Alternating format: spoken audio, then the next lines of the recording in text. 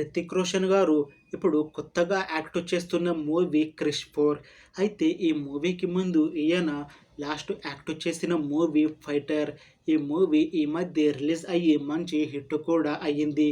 అయితే ఆ movie release అయ్యాక కాస్త టైం గ్యాప్ తీసుకొని ఇప్పుడు మళ్ళీ ఈ 'క్రిష్ 4' మూవీతో మన ముందుకు వస్తున్నారు రితిక్ రోషన్ గారు. చూడాలి ఈ మూవీతో రితిక్ రోషన్ గారికి ఇంకొక మంచి హిట్ మూవీ వస్తుందా లేదా అనేది మనం ఈ 'క్రిష్ 4' మూవీ రిలీజ్ అయ్యాక చూడాలి. ఈ 'క్రిష్ 4' మూవీని డైరెక్ట్ చేస్తుంది కరణ్ మల్హోత్రా. ఇంకా ఈ మూవీలో మెయిన్ లీడ్ యాక్టర్స్గా యాక్ట్ చేస్తుంది రితిక్ రోషన్, నోరా ఫతేహి, ప్రియాంక చోప్రా, ఇంకా చాలామంది యాక్టర్లు ఉన్నారు. 'క్రిష్ 4' మూవీలో హీరోయిన్గా యాక్ట్ చేస్తున్నారు ప్రియాంక చోప్రా గారు. అయితే ప్రియాంక చోప్రా గారు హిందీలో ఒక మూవీలో యాక్ట్ చేసి చాలా కాలం అయ్యింది.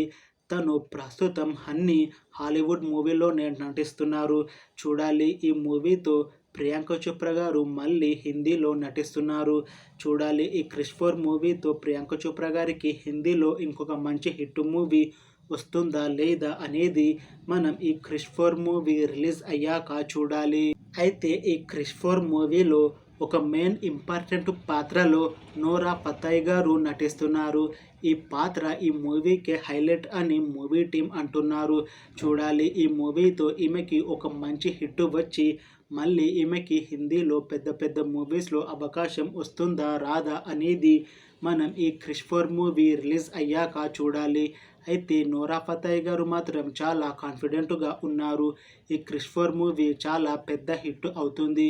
ఈ మూవీ హిట్ అయ్యాక నాకు మంచి మంచి మూవీ ఆఫర్లు వస్తాయి అని అంటున్నారు. చూడాలి ఈ 'క్రిష్ 4' మూవీ రిలీజ్ అయ్యాక హిట్ అవుతుందా లేదా అనేది. అయితే 'క్రిష్ 4' మూవీ టీం మాత్రం చాలా కాన్ఫిడెంట్గా ఉన్నారు. ఈ మూవీ 'క్రిష్ 3' కన్నా చాలా పెద్ద హిట్ అవుతుంది అని అంటున్నారు. ఇంకా ఈ మూవీలో రితిక్ రోషన్ గారు 3 పాత్రల్లో నటిస్తున్నారు అని మూవీ టీం అంటున్నారు. ఇంకా ఈ మూవీని 2026 సమ్మర్లో రిలీజ్ చేస్తాము అని అంటున్నారు.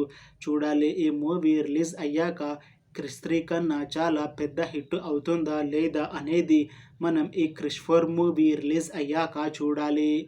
Thanks for watching this video friends. మీకు ఈ వీడియో నచ్చితే లైక్ చేయండి. ఇంకా ఇలాంటి మూవీ అప్డేట్స్ కోసం ఈ ఛానల్ని సబ్స్క్రైబ్ చేసుకోండి.